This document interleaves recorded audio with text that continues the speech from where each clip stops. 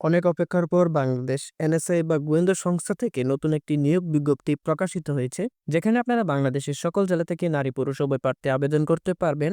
So আবেদন শুরু কবে, শেষ কবে, কিভাবে আবেদন করবেন, সম্পূর্ণ বিষয়ে আজকের এই ভিডিওতে আলোচনা করব। তাই সকলকে রিকোয়েস্ট করব সম্পূর্ণ ভিডিও ধৈর্য সহকারে দেখার জন্য। তো ভিডিওটি শুরু করার আগে আপনাদের কাছে ছোট্ট একটি রিকোয়েস্ট, যারা ইতোমধ্যে আমার চ্যানেলটি সাবস্ক্রাইব করেছেন তাদেরকে অসংখ্য ধন্যবাদ। আর যারা এখন পর্যন্ত আমার চ্যানেলটি সাবস্ক্রাইব করেননি তাদেরকে রিকোয়েস্ট করবো আমার চ্যানেলটি সাবস্ক্রাইব করার জন্য। তো চলুন আমরা মূল ঘটনায় চলে যাই। তো আরেকটি বিষয় আপনাদেরকে না বললে নয়, যেটি হচ্ছে আপনারা সম্পূর্ণ সার্কুলার বা সম্পূর্ণ ভিডিওটি ভালো করে দেখবেন, তাহলে আপনারা সম্পূর্ণ সার্কুলার বিষয়ে বুঝতে পারবেন। যদি স্কিপ করেন তাহলে আপনারা সার্কুলার গুরুত্বপূর্ণ জিনিসটি মিস করতে পারেন। সো ধৈর্য সহকারে সম্পূর্ণ ভিডিওটি দেখার জন্য অনুরোধ রইল। গণপ্রজাতন্ত্রী বাংলাদেশ সরকার নিয়োগ বিজ্ঞপ্তি। গণপ্রজাতন্ত্রী বাংলাদেশ সরকারের অধীনস্থ একটি অধিদপ্তরে কিছু সংখ্যক শূন্যপদ পূরণের জন্য বাংলাদেশের স্থায়ী নাগরিকগণের পুরুষ ও মহিলা নিকট হতে দরখাস্ত আহ্বান করা যাচ্ছে। সরকার কর্তৃক অনুমোদিত অন্যান্য ভাতা সহ জাতীয় বেতন স্কেল 2015 অনুযায়ী সংশ্লিষ্ট পদের বিপরীতে উল্লেখিত বেতন স্কেল নিয়োগ করা হবে। এখন দেখব পদ সংখ্যা, পদের নাম, শিক্ষাগত যোগ্যতা। 1 নম্বর পদটি হচ্ছে সিনিয়র ইন্সট্রাক্টর, বেতন স্কেল 6তম গ্রেড, 35,500 টাকা থেকে 67,010 টাকা পর্যন্ত। পদের সংখ্যা 3টি। শিক্ষাগত যোগ্যতা স্নাতক বা ডিগ্রি লাগবে। আর এই পদের জন্য সকল জেলা থেকে আবেদন করতে পারবেন। 2 নম্বর পদটি হচ্ছে সহকারী পরিচালক, বেতন স্কেল 9তম গ্রেড, 22,000 থেকে 53,060 টাকা পর্যন্ত। পদ সংখ্যা 5টি। শিক্ষাগত যোগ্যতা স্নাতক বা ডিগ্রি লাগবে। এখানেও সকল জেলার মানুষ আবেদন করতে পারবেন। 3 নম্বর পদটি হচ্ছে গবেষণা কর্মকর্তা, বেতন স্কেল 9তম গ্রেড, 22,000 থেকে 53,060 টাকা পর্যন্ত। পদ সংখ্যা 1টি। শিক্ষাগত যোগ্যতা স্নাতক বা ডিগ্রি লাগবে। সকল জেলার মানুষ আবেদন করতে পারবেন। 4 নম্বর পদটি হচ্ছে ফিল্ড অফিসার, বেতন স্কেল 10তম গ্রেড, 16,000 থেকে 38,640 টাকা পর্যন্ত। পদ সংখ্যা 26টি। শিক্ষাগত যোগ্যতা স্নাতক বা ডিগ্রি লাগবে।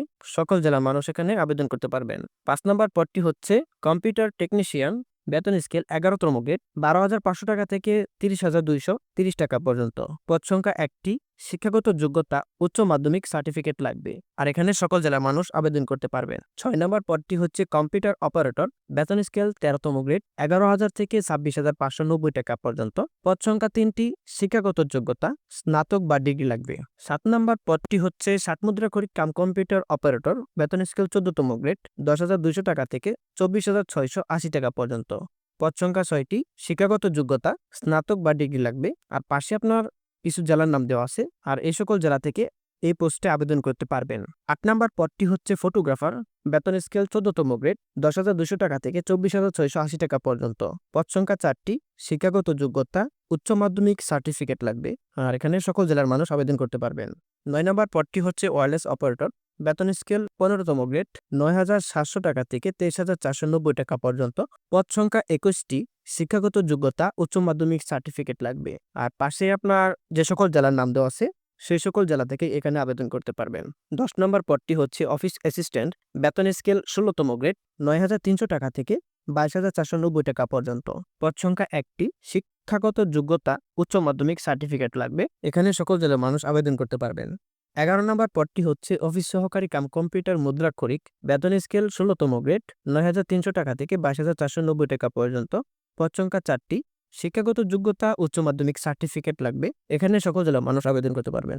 12 নম্বর পদটি হচ্ছে ল্যাবরেটরি অ্যাসিস্ট্যান্ট, বেতন স্কেল 16তম গ্রেড, 9,300 টাকা থেকে 22,490 টাকা পর্যন্ত। পদ সংখ্যা 3টি। শিক্ষাগত যোগ্যতা মাধ্যমিক স্কুল সার্টিফিকেট লাগবে। আর এখানে সকল জনের মানুষ আবেদন করতে পারবেন। 13 নম্বর পদটি হচ্ছে রিসিপশনিস্ট, বেতন স্কেল 16তম গ্রেড, 9,300 টাকা থেকে 22,490 টাকা পর্যন্ত।